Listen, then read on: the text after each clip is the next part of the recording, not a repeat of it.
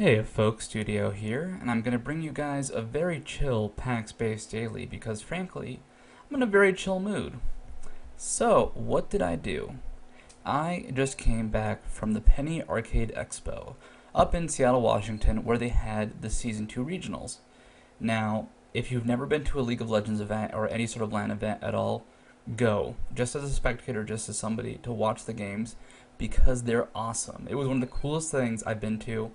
I've never actually been a spectator. Normally, I'm someone who's just going to be in the casting booth, someone backstage, someone watching from home, very just like discreetly taking notes of everything, watching every little move, going like, why'd that pro do that? Why'd that pro do that? Why'd that pro do that? What's going on with the pros?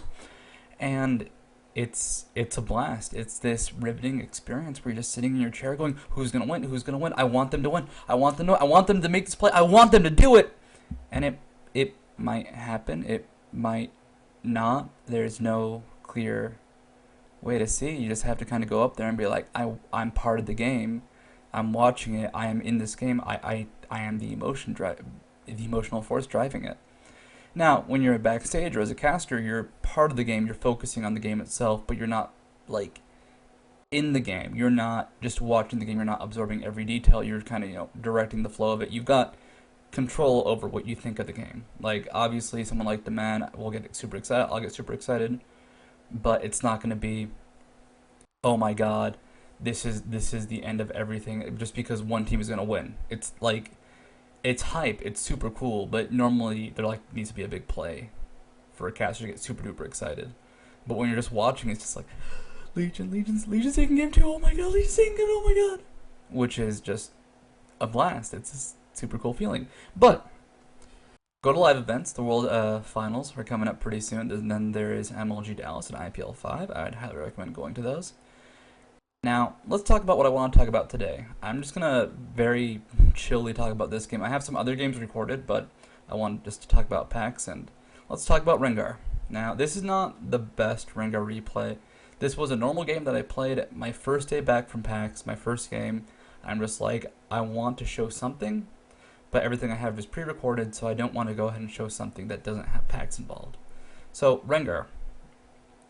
Don't jungle with him. Actually, jungle with him, but he was advertised as a jungler, and his skills don't really work that well.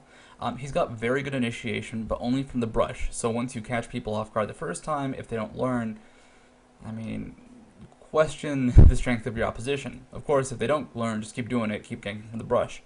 Your ultimate is amazing, but hitting level 6 as a jungler is not easy. And Rengar kinda sucks at clearing camps. His W is good, his E is not so good for clearing camps, his Q is not so good for clearing camps. AP Rengar is a pretty funny gimmick. I'm not going to be going into it today. I actually want to see if Riot will nerf it because it's a really funny gimmick. One that I don't know if Riot likes. Just quickly go into it. AP Rengar is based off his shout, his W. So it's a 1-to-1 ratio, and in AoE, you use the shout once before he has 5 Fury, you use the shout again when he has 5 Fury, then use your ultimate and you use the shout again. So you get 3 spells, each with 1-to-1 AP ratio. It's very funny. But AD Rengar in the top lane, that's a thing. And your focus as Rengar is to go ahead, use your E to constantly harass, generally the skill you'll max out first. You can also max out your W. Your Q is a combo. It is part of a combo. You almost always want to use your Q with 5 Fury. If you're going on the offensive, if you're going on the defensive, you can use your shout for the heal, or your E for the route to run away. But, let's go ahead, swap into the game, and hit the play button. Now, you'll notice this is a game I'm in, like I said before. This is me playing. Oh man, I normally don't do myself. But this is just supposed to be a very casual game focused on really, me playing Rengar. So, vision to my team only. There we go. I will say something, I start this off in a very dumb manner. So, Jarvan told me, hey, I'm going to save my smite for the red buff. I'm going to go ahead and steal it. I'm like, I can go ahead and do our golems. You'll see when I make that decision because you'll see the savagery being leveled up first, which normally I wouldn't want to do. I'd want to put points into Bola Strike first just to go ahead and harass with it and be aggressive. Also, good. It's a good defensive option.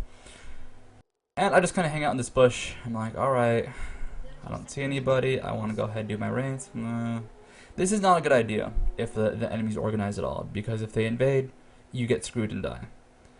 Teams like CLG, for example, they like to run Olaf, and with that they'll give him an early blue buff at level 1.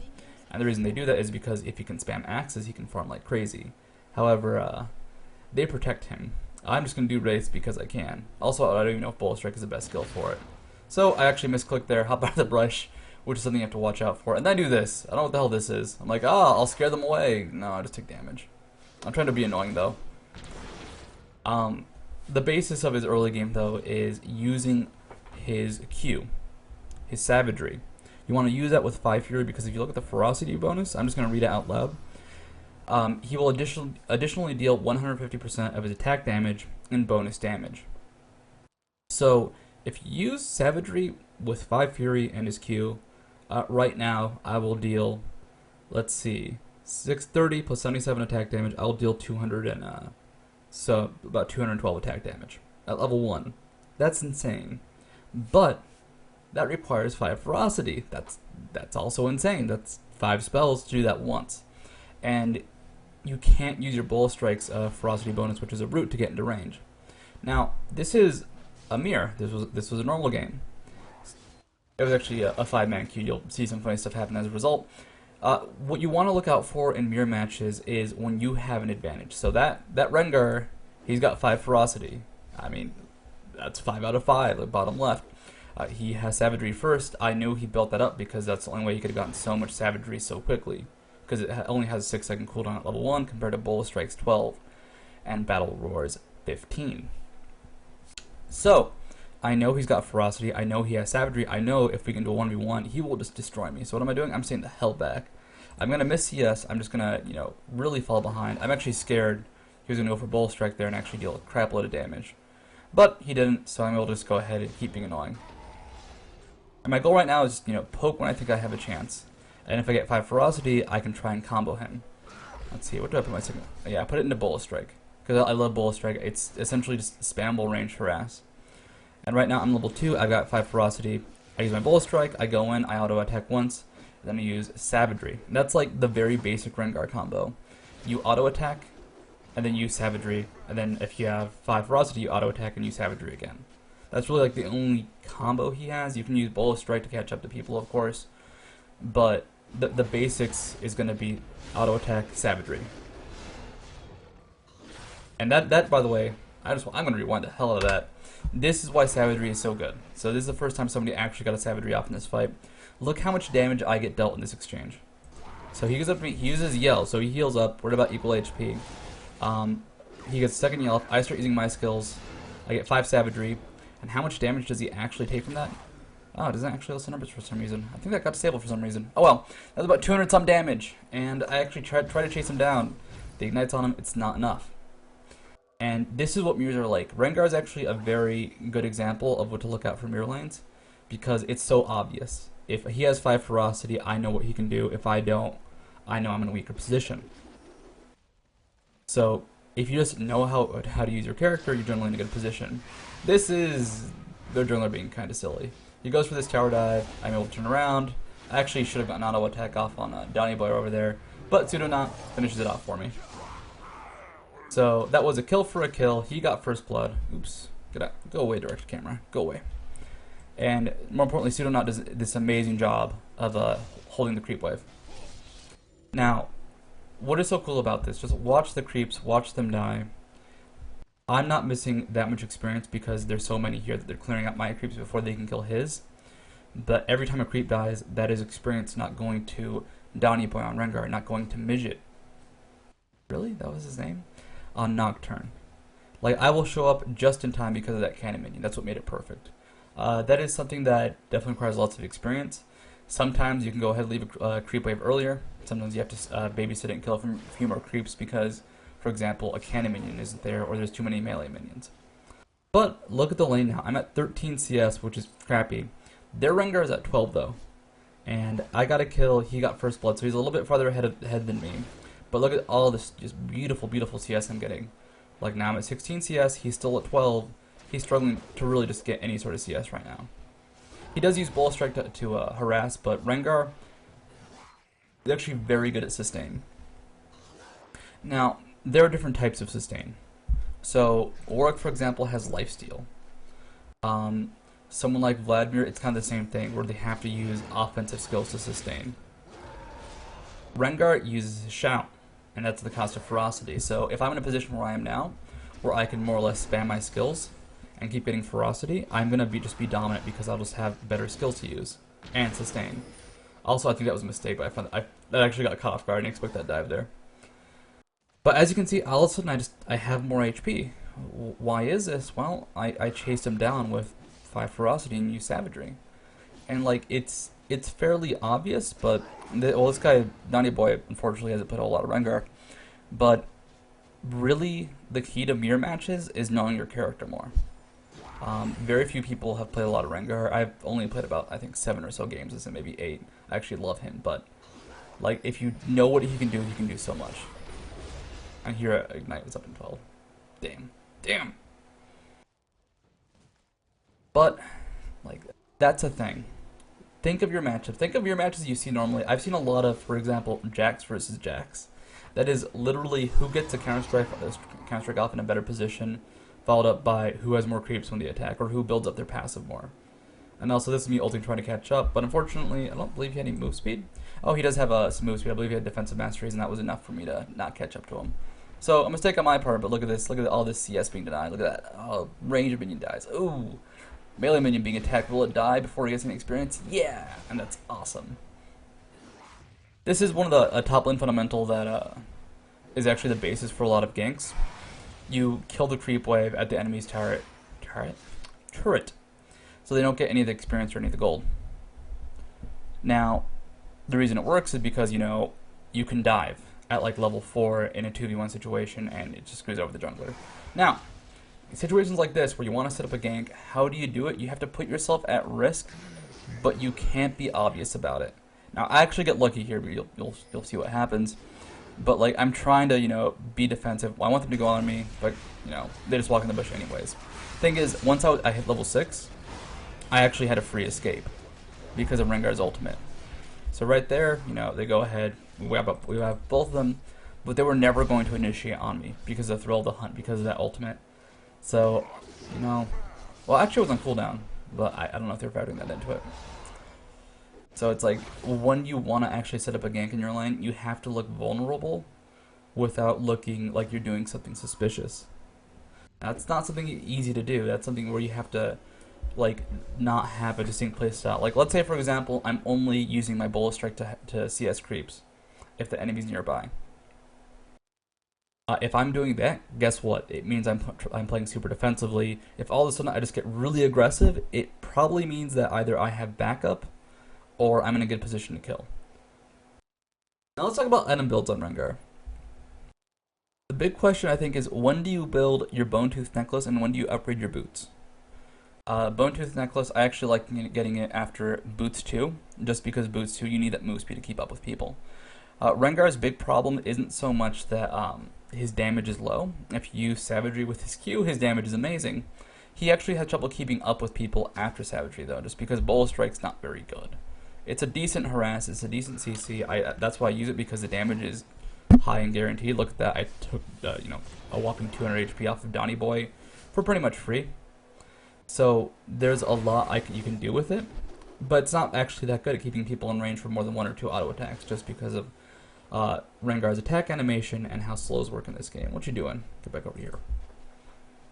Now, by the way, this is actually another similar position where I was in before.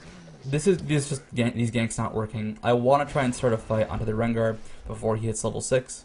I have 5 ferocity, so I can use the root. By the time I finally do, he hits level 6 and ults away. And I actually did not know at the time if you could chase down people who are invisible with Rengar's ultimate. My testing said no, but it was very odd. I don't know.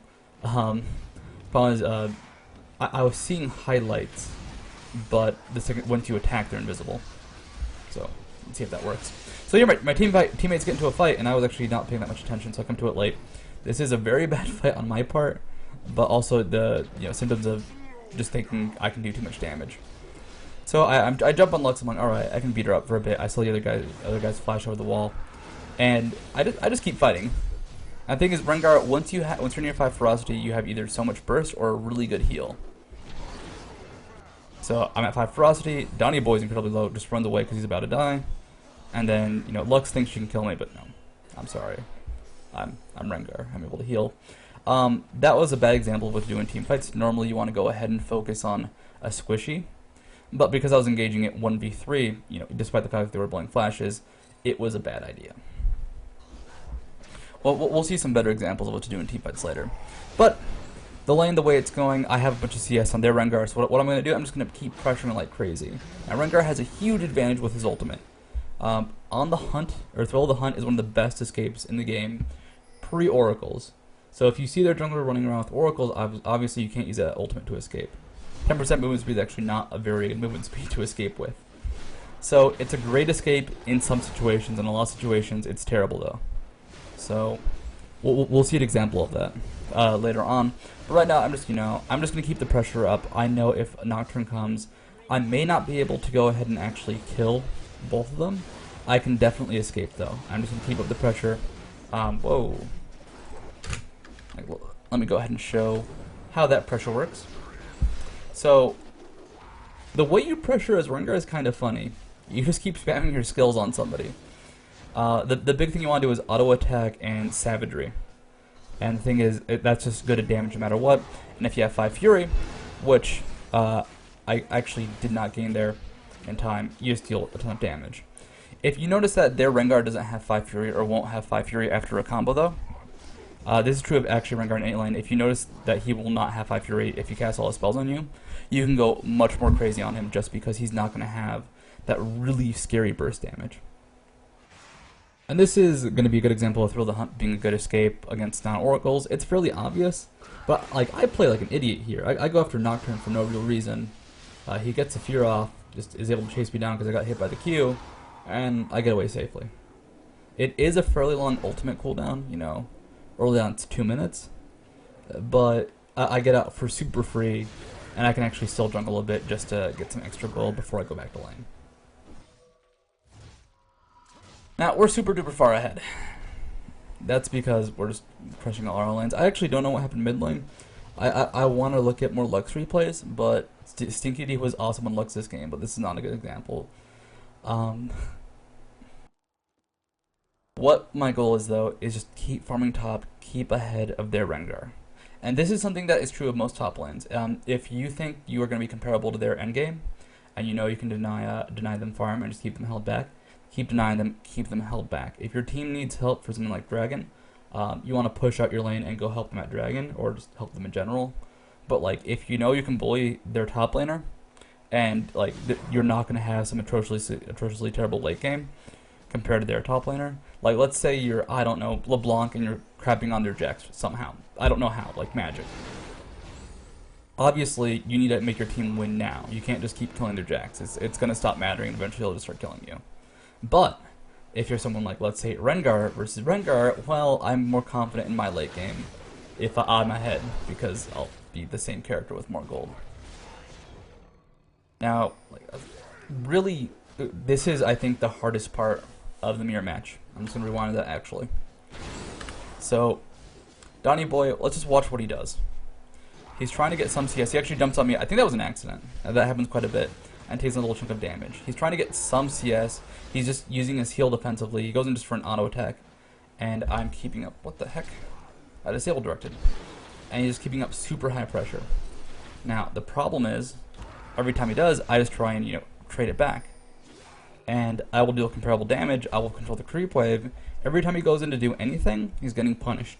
And while he did get me fairly low, about same HP, because I control the creep wave, I control all the gold, I control all the healing and lifesteal. And this is true of a lot of top lanes and 1v1 lanes in general. If you're behind as Annie and they're in Annie too, guess what? You're in a worse position because they can probably kill you a lot easier than you can kill them. This is true of pretty much every mirror match I've seen. There's two possibilities. You both stay equal, which means at any point one side can just start snowballing the other. Or one side is just totally dominant over the other and just, you know, craps them out of lane, just keeps beating them up, just saying get out, get out, get out. And there's not a whole lot you can do about it. You need jungler ganks, you need a lot of backup. Sometimes that's not going to be enough, because in Rengar's case, guess what? I get away. And like here, I mean, he can try and be aggressive, but will that really accomplish anything? No, I just have too many items. I will say, by the way, there also, I guess, is a third alternative. Passive lanes, where you just go ahead and farm up like crazy. Those are not super common. It's more common in the mid lane, I'd say, than in the top lane. But passive lanes, where you just both farm up for mirror matches, is kind of rare, just because most people just want to keep killing whoever they're up against when it's a mirror match. Because it's very easy to tell when you're ahead, because you'll have more items. That's how you tell you're ahead in a mirror match. You look at the gold count and go, oh yeah, I have more stuff. I'm stronger. Now, that's an important concept in general, though. Like, comparing Rengar builds, he has a Heart of Gold, Bone Tooth Necklace, and 2 Doran's Blades, as well as Ninja Tabby. I have Ninja Tabby, a Phage, Doran's Blade, and the Bone Tooth Necklace. So I just have, the chance of a slow. I have overall better stats. He does have the Heart of Gold to match me in HP, but that's not going to help him that much, and of course, I got the experience. Like, look at what happens if he tries to, go close to CS. If we were all equal, I mean, actually still would have come out ahead because of the creep wave, but it would have been relatively close. And now at this point, like, he's using his bullet shot to harass me away from the creep wave so he can farm it, and it's not doing much. And like, there he just uses W, not doing much. Really, you just want to keep up your pressure, keep up your warding as top lane. Nocturne's been roaming across the map, and of course I have the easy escape with Thrill the Hunt, so he does not want to gank me whatsoever. But if I was someone else, I'd want to be safe. I want to make sure Nocturne doesn't come in and just kill me at one point. Now, this is a snowball, and this is the position you want to be in. Because if you're behind, you don't have many options. Donnie Boy, if he'd gotten ahead of me, guess what? What could I do? I'd be in the same position. Where he just kind of dies because I just deal too much damage and ignite him. What do you do when you're in this behind position? Well, you have choices. You can try and stay in your lane and keep farming up. Well, if you keep falling behind, you're just going to fall further and further behind and just keep getting wrecked. This is, of course, if the lane cannot go passive. So Rengar versus Rengar, going to be super aggressive. It was like Jace versus Jace, maybe. They'll both just spam their Qs a lot. So, alright, that'll be passive. But if not, you're going to get your butt kicked. If you look at other lanes, though, you might have to roam. And that's kind of scary, because when you roam, you're giving up 8 CS, you're giving up what's normally the guaranteed goal in the game, because you can't get it, because you can't farm it, because you're just losing too much. When that happens, it's scary, because you're essentially making a statement, I'm not strong enough to be even close to someone who is playing the same character as me. This could be your fault, like you could have messed up your lane, you could have gotten outplayed, it could be their jungler camping you. If you're a jungler and it's a mirror match top lane, get your top lane farther ahead first, because guess what? Being ahead as a top laner when you're against the same top laner is a big deal, and this applies to every lane. If it's a mirror match bottom, get your mirror ahead first. If it's the same Annie versus Annie mid, if you kill their Annie first and then your Annie hits level 6 with more items first, that's a big deal. Power curves in this game are very odd, because a lot can change based off experience, based off gold, based off buffs. It's tricky. Now, let's go into cool tricks time. So Flash, when you're stealthed as Rengar, it doesn't break it, you can keep chasing, you can use your ult for the dash still, and look at that, we killed Sivir. Rengar in teamfights, you kind of just like find someone you want to kill and spam all your buttons on them. Like, there you go, I want to kill that guy, I'm going to hit him a bit, I'm trying to help them chase him down, I want to be a distraction, because I have so much HP. Eventually we realize that we're too strong, or that we're much stronger than them, and just kind of chase them off. Then Evelyn comes in to clean house. Look at that Evelyn. Damn Evelyn. Damn. But, like in a team fight, your goal is really find someone squishy and jump on them. So in that case, I saw Sivir. Like, I can kill Sivir. She'd use her spell shield already. As I'm just going to ultimate, I'm going to flash just to catch up, and that was barely enough. You can actually abuse a lot of cool positioning. We'll see an example of this later. But a lot of AD carries like to be behind walls because, that's the safe spot. That's isolated from everything. The rest of their team will be on the other side of the wall, of course. But you can, use your ultimate to get over a wall. Now, let's go over two things right now. Rengar's ultimate has a super short cooldown very quickly. So I have 3 trophies, so I have an extra 5% cooldown reduction. I'm down to an 80.75 second ultimate, and I can do things like this and just be super dumb. So here I take down Nocturne to half. Then of course the rest of his team shows up because why wouldn't they? And I have to use the ultimate to get away, but you know, I'm getting hit by everything. But that's 7 seconds of stealth. Eventually they keep the chase up, but as you can see, it's kind of like Shaco. If they predict where you're going to go because there are so few options, they're going to catch up to you. In that case, they keep chasing me, especially Evelyn helps distract, and we all get away. Hooray! Feels good. But realize that if the enemy team had oracles or even a vision ward, I would have died. So his ultimate is very good to escape pre-oracles, pre-vision ward, even pre-like Corki Q. If there's a Corki there with his Q and he hits you, you're dead. You're just going to get ulted and died. So be very cautious. Realize Rengar actually has terrible defensive stats. His HP is less than 2,000 at level 18. It's one of the lowest HPs in the game for a melee bruiser, essentially. He's almost an assassin. His skills kind of reflect that based off how savagery works with that really high burst damage. Alright, so Rengar in poke lanes, or in poke situations, you kind of use your E. He's not very good at it. You can sustain very well because of your W. Just constantly spam your W. Use that heal non-stop. It's very effective. But, actually, let's slow this down. So a team fight starts. What am I doing? I'm trying to go after someone squishy, because that's just who's I'm best at killing. Eventually, I realize I can't do that. Start going after the Rengar. He has his ultimate, though. You can't do anything. So, kill the Lulu instead. And really, that's kind of what you do. When your ultimate's up, you can use it to chase people. If not, you can just go ahead and chase people down in general and be super annoying. I really could not do a whole lot there, but you know, we started what was essentially a 5v3 at the start, and we still picked up a kill. You know, trading our AP mid for support is not the best, though. However, they're low, we can keep the push up.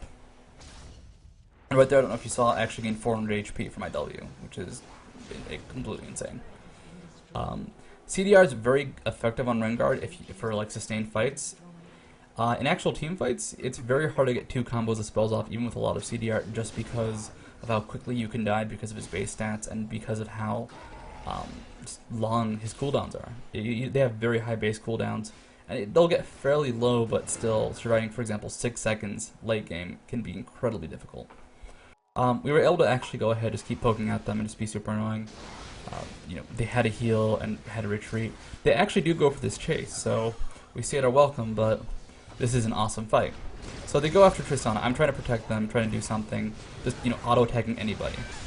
And really, if you can't protect someone, like, all you can do is auto-attack. You don't have a super high amount of protection. And my goal afterwards is to go for a squishing. In this case, I ignore the Lux. Lux was an obvious place to be killed. I just keep supporting and keep auto-attacking anybody who's nearby. He's a very generic bruiser in how he actually plays. And then, of course, I'll let Evelyn get the pentakill. But I'm going to rewind, so I can go ahead and look a lot more specifically at what's going on. So, we start getting chased at first. Tristana gets hit by that root and that Transmorgify, so she's super screwed. Also doesn't have flash. And gets hit by the Lux ult because she couldn't get away in time. So now, what am I trying to do? I have no ferocity because I used it all on the turret to deal extra damage with savagery. It's like, I'm just trying to auto-attack anybody. And that's really all you can do at this point. Just like spam your skills and auto-attack guys who you want to die. I use the ultimate for 2 reasons. One, Jarvan spent like a half second too long turning off the wall, and it lets me catch up to Sivir. I actually go for Sivir, but then immediately see the Rengar there, and then, you know, once again, I'm back to this support role. So your role is going to be doing very good burst. If you look right here, do I get it? Okay, I already hit it. I did decent burst to Sivir right there. That's going to be your main goal. You'll do good burst to one person. Afterwards, you're kind of going to hang around, be supportish. If you have good CDR, which, you know, you can do with like Randuin's Omen, for example. Well, Randuin's Omen and many more items. You can be more bursty or more sustained damage, but in general, it's hard to do. Now, item builds, I like going Ninja Tabby, Frozen Mallet, Bloodthirster. The reason for this is it's a crap load of damage, a crap load of health. Base health is very effective in Rengar because A, his base health is really crappy. B, Battle Roar adds 60 armor and 60 magic resist. That's very good resistances for what is more or less free. It's only for 3 seconds, but 3 seconds can be quite a long time. And you can also make it 6 seconds if you use his W, which you might have to. Like, if you need the armor and MR because you're being attacked, you probably need the heal too. At this point, you know, the way his savagery works, I can deal about 700 damage with 1 savagery because of the Bloodthirster. It's not even, you know, close to full. It only has 6 stacks on it. So I'm actually trying to find 1v1 situations just because I'm going to be so effective at it. The enemy team does not have oracles. Like, I just have not seen them purchase it since they lost one quite a while ago. So I can just go ahead and be scary. And here, I assume this guy wasn't very good, which is a bad idea. But they actually had to warn that bush. But, you know, I had enough range to catch up, and it starts this awesome fight for us. Where it's like, oh, look, Evelyn got another kill. Ultimate used to go ahead and jump. It actually does not break spell shields, which is important to note. It's just an auto attack when you use it, and we get a kill, but not much we can do. I took crap load of burst, but that is the effectiveness of Rengar's shout. It really makes you tanky. Look at that, look at that. Boom, tank up, take crap load of damage. It's okay, it's okay. Now, really, the best way to play Rengar is to play him a lot, figure out his nuances, figure out his strengths. Like I said, you almost always want to use his Q for the damage if you're on the offensive. If you're on the defensive, you're going to want to use W. His E's actually not horrible. His bullet shot's not terrible to use Ferocity on. The reason for that is it's a 1-second route. If you need a route to, you know, start off a gank, that's great. That's 1 second of CC followed by slow, awesome. But, you know, it's not a lot of damage that you're going to be doing in the end. You'll do very okay, but you know, you want to do awesome damage rather than just okay damage. So let's go ahead and fast forward. This game's essentially won. It's been a 17,000 gold lead. It's actually a fun little Baron fight. You know, Rengar actually ults in there, gets killed. They try and chase us down, but we now have Baron. They're down Rengar, and it's like let's just kill you dudes. Oh, actually, I want to show that to you. So, Rengar does not actually have very good interaction with the with spectator mode. So watch Sivir. I have vision on her because I'm ulted, so I'm invisible right there. This is what I do. I just chase her down with the ultimate, and now she has to get away. Obviously, someone like Corki, they're not going to care about that. Me, I'm just able to chase them down and deal, you know, decent amount of damage, force her to run, force her to ult, and then Tristana can save my butt from being killed because I was 2v1ing an AD carry with her support, and they were going to kill me actually if we kept fighting. But we get the kill, we chase him down, and it's pretty much game at this point. I mean, can you do something, Lux? Can you do something? Well, no. Alright. This was just a very chill video on Rengar. I will actually probably go into more depth with him later. This is, you know, come back. I just want to talk after PAX because, you know, it was awesome as hell. But, oh yeah, I was using that. But, Rengar basics. What is your goal as Rengar? What do you want to do? In lane, you're going to be focusing on Bola Shot for your harass, your E, spam it like crazy. It's good, it's effective. You want to use your Q offensively with Ferocity. Savagery deals an amazing amount of damage. If you auto attack and Q, that's going to be tremendous amounts of damage, about 4, maybe 3.5 auto attacks worth of damage in 2 attacks, which will be very, very quick because his savagery is an auto attack reset. Or just use savagery because you can't always chase. His shout is amazing sustain. It's also an amazing pushing tool. I didn't really talk about that much. That's something I'd go into. Rengar is a very solid split pusher because of his ultimate being a good escape, and also because you can spam W twice eventually, and you just clear waves instantly. In team fights, what is your goal? You want to find a squishy preferably and to spam skills on them. If you can't break the tank line because you are going to be reliant on invisibility, which can be countered by oracles, or you're going to be reliant on, you know, someone else in the fight.